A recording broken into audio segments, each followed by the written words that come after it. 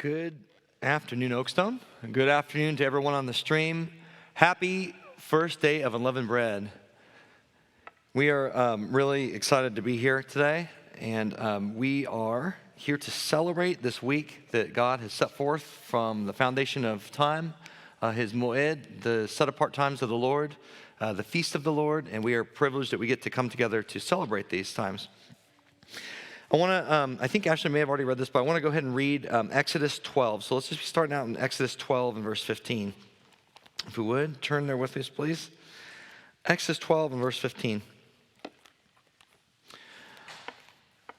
So 7 days you shall eat unleavened bread. On the first day you shall remove leaven from your houses. For whoever eats leavened bread from the first day until the seventh day, that person shall be cut off from Israel. Now, when we read this today from a modern lens, a modern Christian lens, we are obviously not the nation of Israel. However, the Bible does tell us that when we choose Jesus, when we accept Him, we are grafted in. We are the spiritual Israel. So, read that with this in mind. On the first day there shall be a holy convocation, and on the seventh day there shall be a holy convocation for you. No manner of work shall be done on them, but that which everyone must eat, that only may be prepared by you. So you shall observe the feast of unleavened bread, for on the same day I will have brought out your armies out of the land of Egypt. Therefore you shall observe this day throughout your generations as an everlasting ordinance. In the first month, on the 14th day of the month, at evening, you shall eat unleavened bread until the 21st day of the month at evening. For 7 days no leaven shall be found in your homes, or in your houses, since whoever eats what is leavened, that same person shall be cut off from the congregation of Israel, whether he's a stranger or a native of the land. You shall eat nothing leavened. In all of your dwellings you shall eat unleavened bread. So you see a sort of a redundance between verses 17 and 18 and then 19 and 20. He's really, the Lord is really underscoring the importance to him here of the command. Now,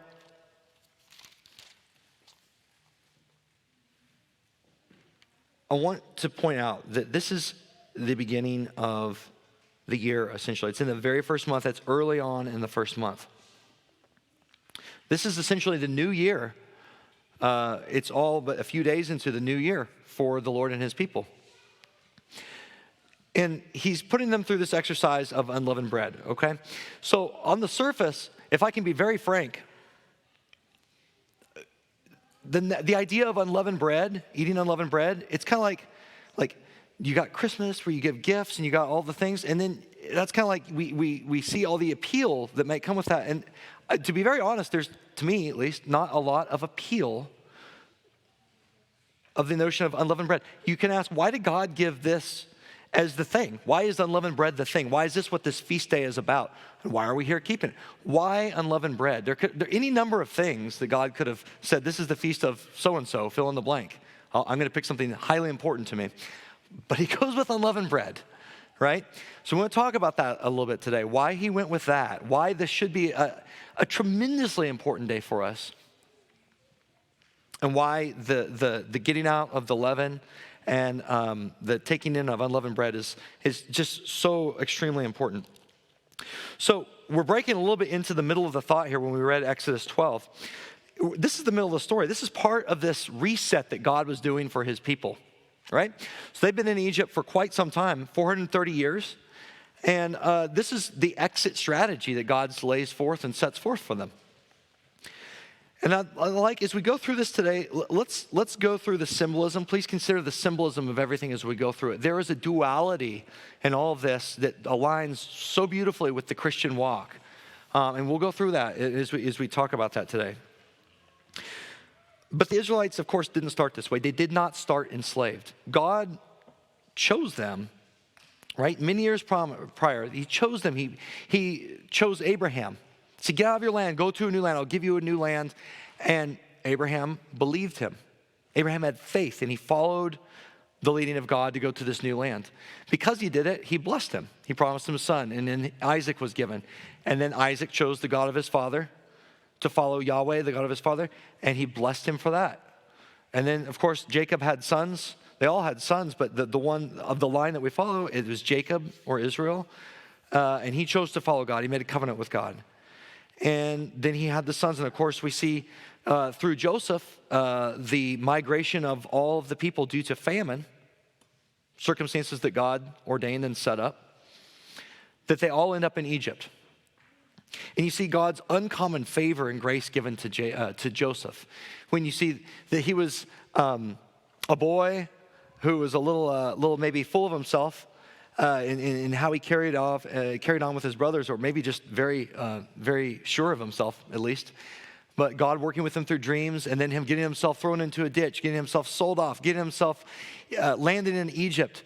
Because he's in Egypt, landing himself sold as a slave into Egypt, then brought from the jails or as a slave into Potiphar's house, wrongly accused, put into jail, and then elevated in a way of that only God could do to the second in command in all of Egypt.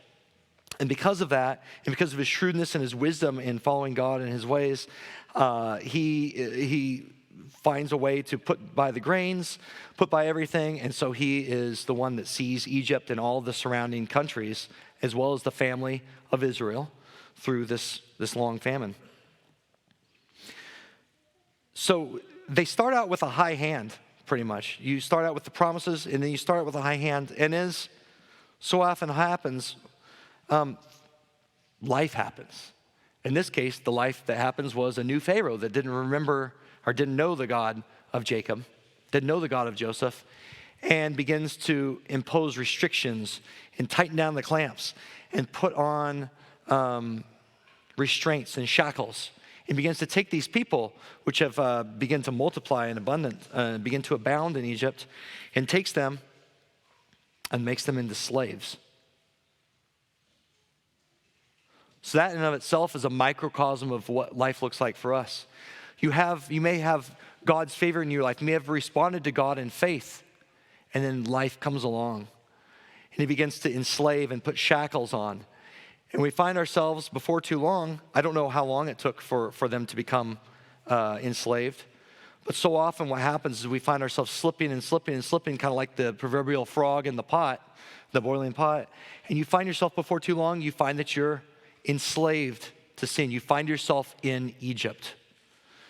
Now, Egypt throughout the Bible is the symbol of sin and of enslavement. As I talked about last time, I got to share with you all, so often God uses the life experience of someone, what they know, in order to teach us about something. In the case of the Israelites, he used their experience to teach us what we need to know, but also to take the things that were relevant to them in their day, and then to overlay the special times that he had in his set-apart times from the beginning of history, to lay those over, these special dates that he had. He needs to lay those over on top of the circumstances that the Israelites are going through and give them special significance. So he begins this process of deliverance. Exodus 6, verse 1, God is beginning to move in a new way. He's heard the cries of his people. He's heard that they're crying out. He hasn't forgotten them as his people, but he's allowed them to go into this place. And now he's going to pull them out through divine means. Exodus 6, verse 1.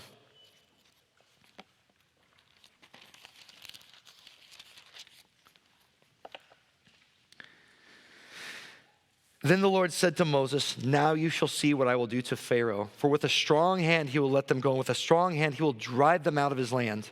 And God spoke to Moses, and he said to him, "I am Yahweh. I appeared to Abraham, to Isaac, and to Jacob as God Almighty. But by my name Yahweh I was not known to them." So this is interesting. He's now introducing himself by his name to Moses, very personally. He's becoming a God of their fathers to now becoming a very personal God, very present in their midst. And he starts by giving his name. "I have established my covenant with them to give them the land of Canaan, the land of their pilgrimage, in which they were strangers. I have also heard the groanings of the children of Israel, whom the Egyptians keep in bondage, and I have remembered my covenant. Therefore say to the children of Israel, I am Yahweh. I will bring you out from under the burdens of the Egyptians. I will rescue you from their bondage, and I will redeem you with an outstretched arm and with great judgments. I will take you as my people, and I will be your God, and you will know that I am the Lord, Yahweh, your God, who brings you out from under the burdens of the Egyptians. And I will bring you into the land which I swore to give to Abraham, Isaac, and Jacob, and I will give it to you as a heritage. I am Yahweh. So Moses spoke thus to the children of Israel, and everything went fantastically. It doesn't say that. And Moses spoke this to the children of Israel, but they did not heed Moses because of anguish of spirit and cruel bondage. This is a people who knows nothing but slavery. They are embedded in this lifestyle where they can't move. They can't be free to do what they want to do. They can't go and take a break to go worship God in the desert. They can't do that. They're not allowed. They've only been allowed one thing in their life. All they know is, after so many generations, all they know is bondage and anguish of spirit. And so we see the parallels that so many in this world, so many who have been called or who have are so close to knowing God, who have forefathers who knew the Lord. There's so many who are yet they find themselves in bondage, and they groan and they grasp and they don't quite know what they're grasping at. But they find themselves in bondage. Verse 10, and Yahweh spoke to Moses saying, go in, tell Pharaoh king of Egypt to let the children of Israel go out of his land. And Moses spoke before the Lord saying, the children of Israel have not heeded me. How then shall Pharaoh heed me? For I am of uncircumcised lips. Then the Lord spoke to Moses and Aaron and gave the command for the children of Israel and for the Pharaoh king of Egypt to bring the children of Israel out of the land of Egypt. So we begin to see the character of God coming forward here. The character of God is one that God is the God who delivers. He moves mightily with strong hand to deliver those he calls his own. And note here too, that the children of Israel, of course, here did not first believe. And this is where God takes over. Yahweh takes over and does what God does. God is a God who resets things back to the way they ought to be, and so often better. He's a God who does that. So let's focus on that theme today, this theme of reset. Because we have a new year and we have a reset going on here. So God, of course, we all know the story. God takes the plagues. He goes to battle on behalf of those who he has said, who wants to make a covenant with, and those he's made his promises to by extension of their heritage. Had they done anything at this point to merit God's favor? Not a thing.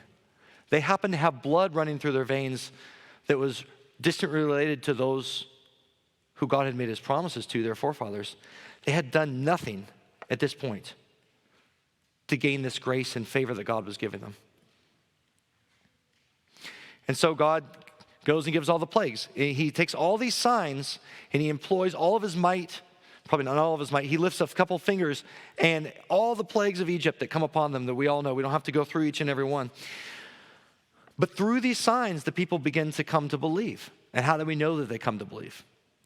Because the night that Passover comes, well, this time they actually did what Moses said to do, right? They applied the blood, and had they not, they wouldn't have made it through and out of Egypt, right? So they applied the blood of the lamb to the doorpost. This blood that all they had to do was to believe and to apply the blood. There was no any other thing required of them. Obey the Lord, stay within these doors, and allow the blood to allow the destroyer to pass over. And then the next day, God says, we're getting out of here. Exodus 12 and verse 34. So the people took their dough before it was leavened. It's an interesting detail to mention. They took their dough before it was leavened, having their kneading bowls bound up in their clothes on their shoulders. Remember how I said last time I got the opportunity and privilege to speak with you all, that God takes and makes relevant the things that his people are going through with the overlaying of his days on these. In this case, he literally is having them take their dough before it was leavened. You're like, get out of here. Now, how many of you have ever gone on a road trip and you've not packed snacks? You've like, every time we try to get out of the house to go like much anywhere, it's like, we got to get this, we got to get that, we got to get all the snacks, or we're going to have very unhappy kids. Well, there's like 1 million people coming out of Egypt here. And the way I read this, at least, is they did not get the chance to finish the snacks. They didn't have food for the road. what they had was a bunch of dough in a bowl that was not quite leavened, and their kneading bowls bound up in their clothes and their shoulders. So God is taking this principle and he's overlaying it in a relevant point of their lives as they walk it out in practice. Now the children of Israel, this is verse 35. Now the children of Israel had done according to the word of Moses, and they had asked from the Egyptians articles of silver, articles of gold, and clothing. And Yahweh had given the people favor in the sight of the Egyptians. So they granted them what they requested. Thus they plundered the Egyptians. I'm sure you all have thought about this before, but this was not just here's some stuff. This was a recompense. They had gotten, for so often, for so long, 430 years, they had worked unpaid, untaken care of, taken advantage of. God is evening the scales here. Not only is he going to punish Egypt, but he's going to say, my people will be paid for what they've done. And if you look at this in the analogy of the walk that we have, God calls, God wants to deliver, and then God will give gifts back to you. God is not stingy. He wants his people to have things. Now, when I say gifts, I don't mean strictly physical. In this case, it's physical gifts, right? Money, gold, loot, whatever. But God is one who gives gifts. When he calls you out to walk with him, he will not leave you without what you need. So the children of Israel journeyed from Ramses to Succoth, about 600,000 men on foot, besides children. So a mixed multitude went up with them also, in flocks and herds, a great deal of livestock. And they baked unleavened cakes of the dough which they had brought out of Egypt, for it was not leavened, because they were driven out of Egypt and could not wait, nor had they prepared provisions for themselves. So it's again underscoring the fact that we didn't get food ready for this trip. We didn't have the snacks for the road. This is basically a real life's Pilgrim Progress. If anyone has read John Young Bunyan's book, A Pilgrim's Progress, it's the allegory or analogy, if you will, of the Christian beginning his walk and walking it out through all the different challenges and turmoil that happens throughout the Christian walk. But this is a legitimate, very literal walk with the Lord that we look to as an example. And so they begin their walk with God. And they're eating this unleavened bread. They'd put out this leaven. There's this leaving behind of the old, saying, hey, we're going to get out of this scenario that you've been, your circumstances, you're out of it now. The things that you've been eating, that's gone too, at least for temporarily. Now, I want a note on bread. Bread is like the most basic of foods for all of societies for like as long as we can find, essentially. It's the basis for life. It's whatever happens whenever the chemical reaction of yeast and water and flour all kind of work together, and bread happens. And it's got all these different properties that are so much more than it's got this synergy that comes together, right? That's so much more than the components themselves. So to say, hey, look, now we're going to leave that, and now you're going to take what is the most common thing that you've known to eat, basically slaves' rations, and now you're going to eat something a little bit different than that. It's the taking of something new and different. So unleavened, the leaven, which of course Paul, we'll talk about why this represents sin later, but they're saying we're going to put out what represents sin, or we're going to take in something different. It's a replacement of what we would normally partake of, right? In its most simple terms. How many of y'all have, like in your garage or in your house, you have a flat surface, a table, a bench, whatever, and you empty it. You're like, I gotta get this thing clean. What happens before too long with that? Just stuff accumulates. You know what my fix is right now in my shop is I set up another table. It's not a very good system. I need to clean off those tables and take those tables down and then get things organized. But instead, what happens, I set up another table and then that gets covered with trash. We have this nature, whenever we clear something out, we want to fill it back up with something. It's true of tables, it's true of houses. I talked last time about how Jesus made the analogy of whenever a man is demon-possessed and that demon is cast out and the house gets swept clean, and then if it's not filled with something, is the implication. It's filled up with something way worse after a time. They go and get their buddies or their friends or their whatever they're called, and they come back in and it's worse than before. And it's the same principle that is applied to leaven in unleavened bread. We remove the sin from our lives. Now, do we remove the sin, or does Jesus remove the sin, or is it a co-mutual effort? It's a hand-in-hand effort, is it not? We have to come to the place where we're willing to say, I want to let that go. I want to leave that behind. And he's willing to take it from us. Of course, we just celebrated that with Passover. He is willing to overlook and pass over our sins. But we have to be willing to say, I will remove that. And so often, the lesson of unleavened bread is misplaced. So often we focus on the getting out of leaven. We focus on, we got to get this out, we got to get that, we got to clean. Some of us have grown up in a culture that says, we got to clean every last crumb out of our house. I knew a guy that went several churches ago that he had a wing of his house he would never eat bread in. And we're like, why won't you do that? Well, that way I don't have to clean that for unleavened bread. And we're like, that's not the point. That's not the point. Good try, but that's not the point. In fact, it's so little of the focus here is on getting it out. There's like one day, it's like day one, it's like, hey, get it out. But it says throughout the rest of the week, you shall eat unleavened bread. So there's the minor aspect of it is getting this out. The point of emphasis here is taking something new and different in.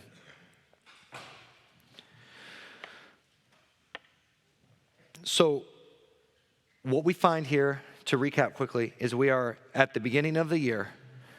God is beginning to put things back in their correct order, to replenish things and reset things back to the way they are. And with the Israelites, it starts with him passing over and making a way out. But then he says, you have to choose to do some things. You have to choose to, one, put the blood on the doorpost. And you have to choose to put out what represents sin. And then you have to choose to take in something different than what you're used to, what you're accustomed to. Your diet's going to change for a week.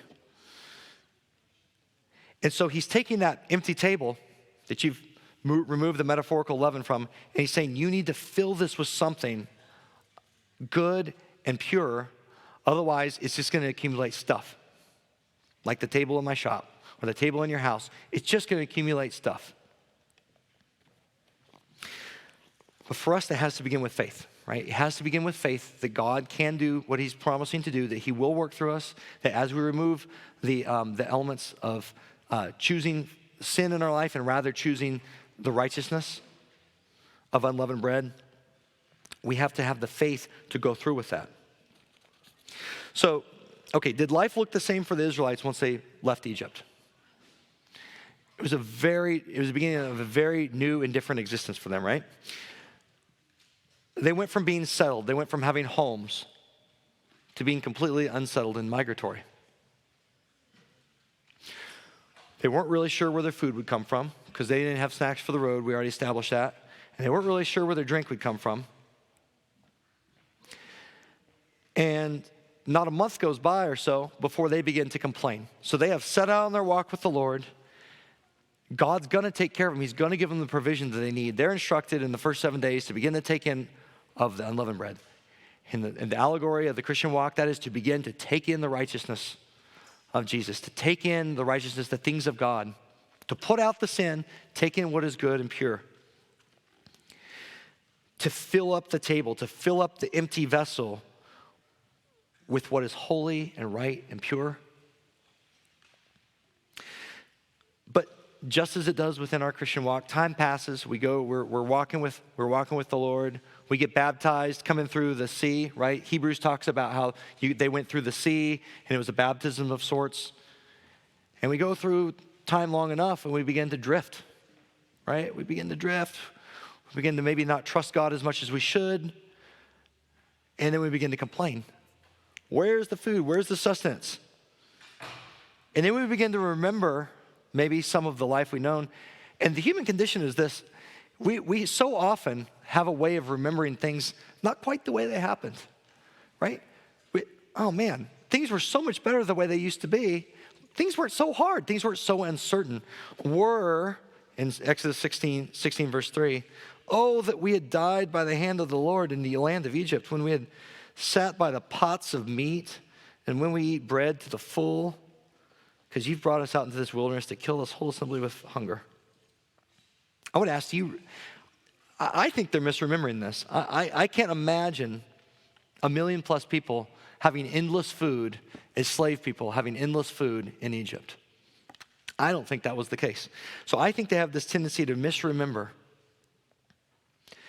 And don't we too? To misremember how wretched we were before God got a hold of us, where we were. We kind of tend to maybe gloss that over or paint over a little bit with whitewash to kind of maybe clean it up in our heads, maybe so we can, I don't know, deal with it a little bit better in our mind's eye or in our conscience or move on.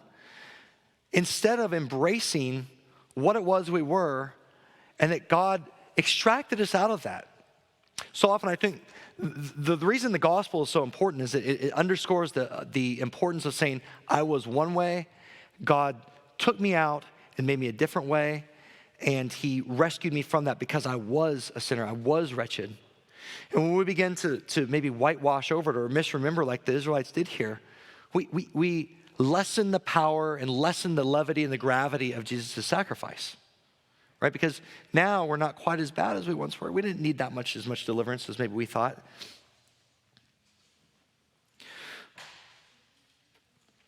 So, like the Israelites, we cannot go to a place where we begin to misremember or to paint over or put lipstick on the pig that was our life back in the time of being enslaved.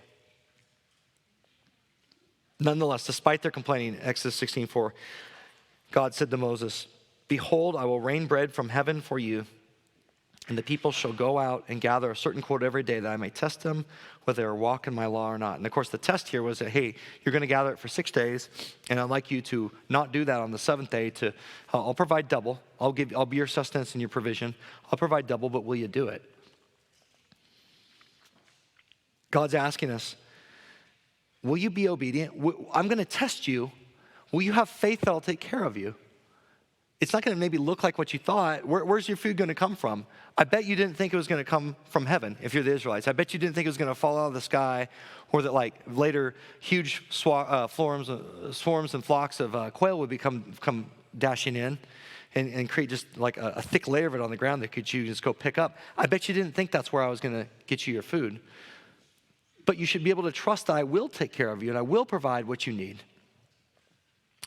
Will you be obedient to me? Will you be pleasing to me? Or will you complain? And what is complaining but showing that we don't have the faith in God? Complaining is nothing more than that. It's saying, hey, I complain because I feel like what is happening to me is unjust, unfair, or I don't see that God has a way already planned out. I don't trust that he has a way planned out, and so we complain. Let's go to 1 Corinthians 10, verse 1. This is a really nice summary that Paul gives to the people of Corinth of the whole story of Egypt, really. And it's really interesting. Actually, you look through the New Testament, you see Stephen, you see Peter, you see Paul. They're constantly giving this story of how Israel got where they were, and then their deliverance, and then the problems that they had after their deliverance, because it was lessons to be learned from. 1 Corinthians 10, verse 1. Moreover, brethren, I do not want you to be unaware that our fathers were under the cloud. This is the cloud, the cloud that Yahweh was in. And all passed through the sea. All were baptized into Moses in the cloud and in the sea. All ate the same spiritual food. And all drank the same spiritual drink. For they drank of that spiritual rock that followed them, and that rock was Christ. So they're eating of and drinking of Christ, the rock, Christ. We just did that Passover, right? We're taking of his body, we're taking of his blood. And in so doing, we're essentially continuing this long line and long tradition of eating of and drinking of the same spiritual food and drink. But in verse 5, with most of them God was not well pleased. And for it, their bodies were scattered in the wilderness. Now these things became our examples to the intent that we should not lust after evil things as they also lusted. And do not become idolaters as were some of them. As it is written, that people sat down to eat and drink and rose up to play, nor let us commit sexual immorality as some of them did, and in one day 23,000 fell. Nor let us tempt Christ, as some of them also tempted and were destroyed by serpents, nor complain as some of them also complained and were destroyed by the destroyer. Now all these things happened to them as examples, and they were written for our admonition, upon whom the ends of the ages have come. Therefore let him who thinks he stands take heed, lest he fall.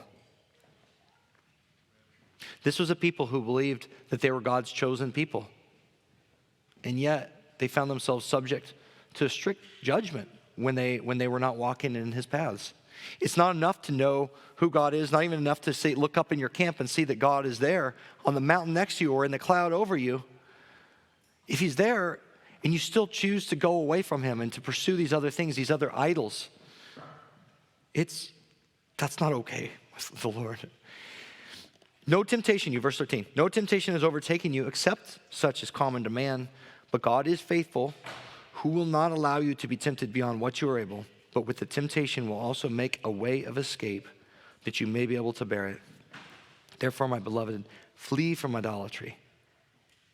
I speak as to wise men, judge for yourself what I say. The cup of blessing which you bless, is it not the communion of the blood of Christ? The bread which you break, is it not the communion of the body of Christ? For we, though many, are one bread and one body, for we all partake of that one bread. I want to ask, if God can deliver an entire nation of 1 million+ people, can he not do it for you? Whatever the thing it is that you're struggling with, whatever the stronghold or the thing that may still be enslaving you, despite where you are in your walk, there are things that grasp at you and pull back like fetters on your legs to say, come back into Egypt, come back into slavery.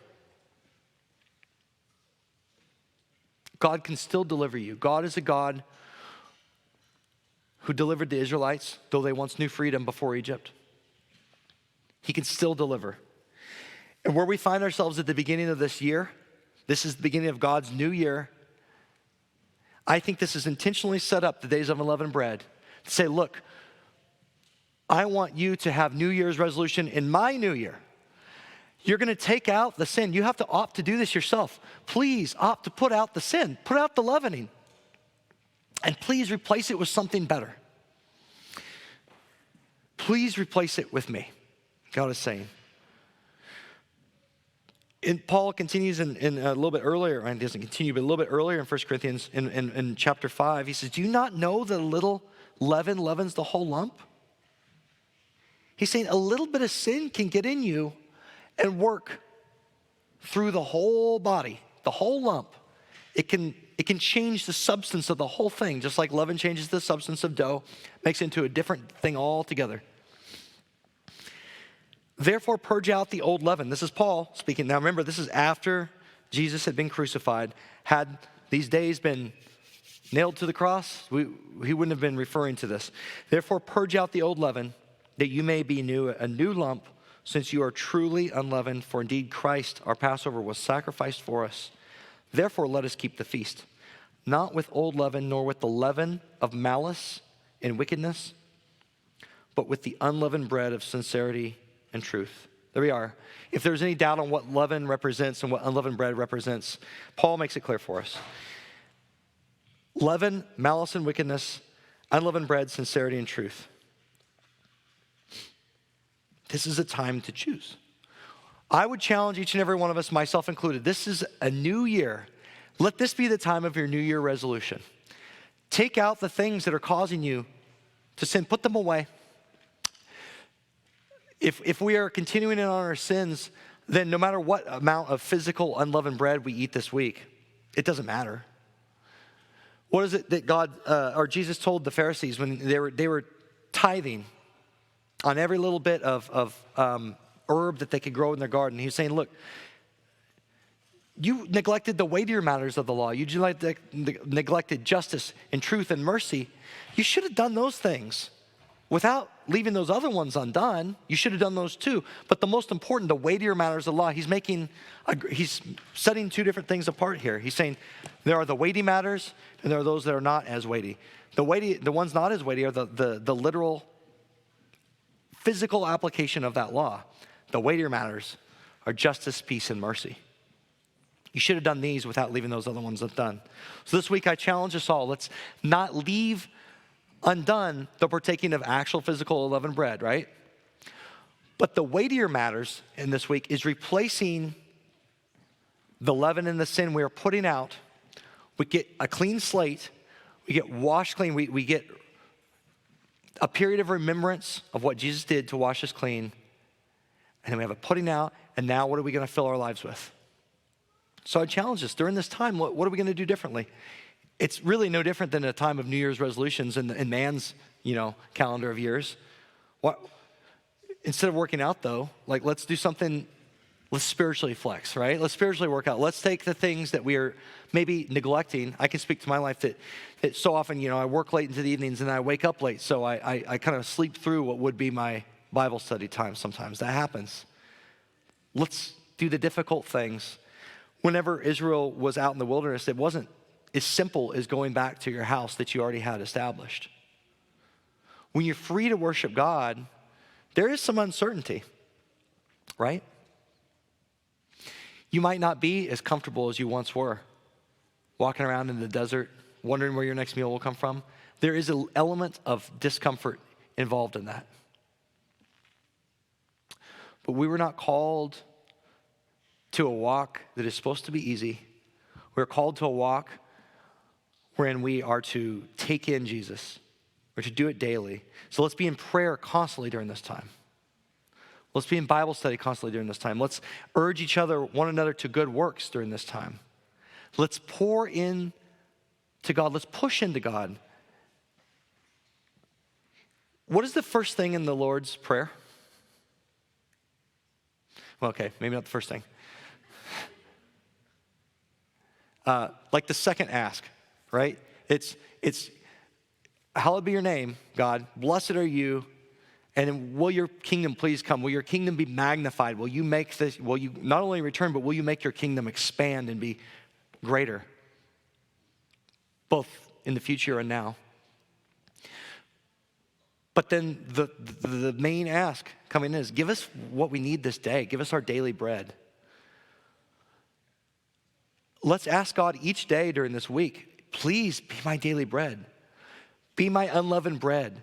Pour into me, fill me up, and allow me to make room for you to fill me up with the things that will keep lesser things from filling up the table or filling up the vessel. Humans are unique in the way we've been created. We are both we're vessels, right? We're vessels for physical things. A woman can be a vessel for carrying a child. A woman or a man can be a vessel for carrying around actual bread or actual unleavened bread. But we are to be spiritual vessels too. We are made with that void that requires God to come and fill it in us. So allow him to fill us this week. Unleavened bread is relevant and important because of what it represents in its entirety. It is saying, get out the old, fill yourself up with me. Pursue me. Because I am coming out of the tomb, I will be risen, and then after that, I will give you my spirit. Right? That's represented by what the Pentecost is coming.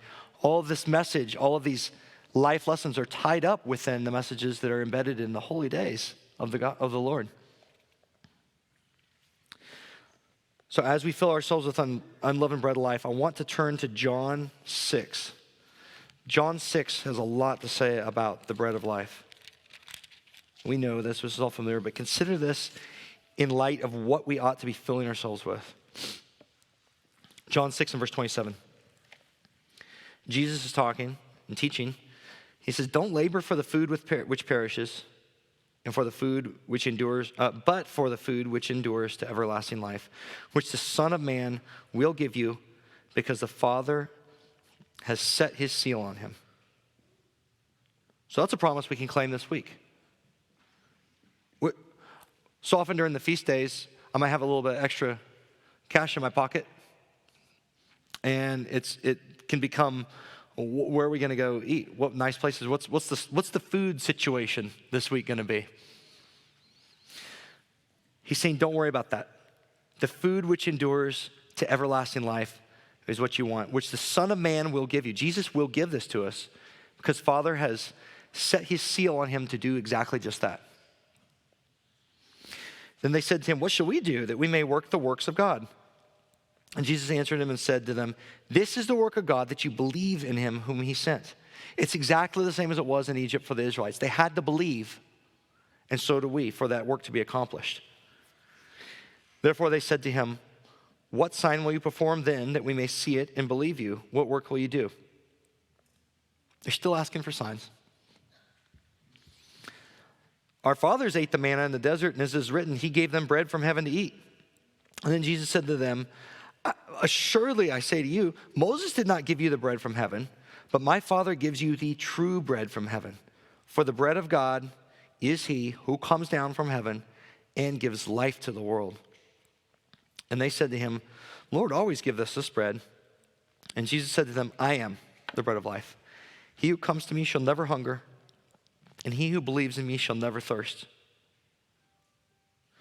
And what we do is we find ourselves looking for that thing that will fill us as we walk through this life. We look for the thing that will fill the void spiritually for us.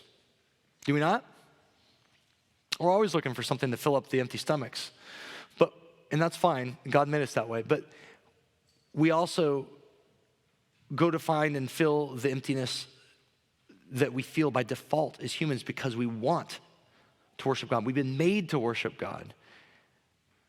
And so often we find ourselves pursuing other things thinking it will give that fulfillment. They say, no.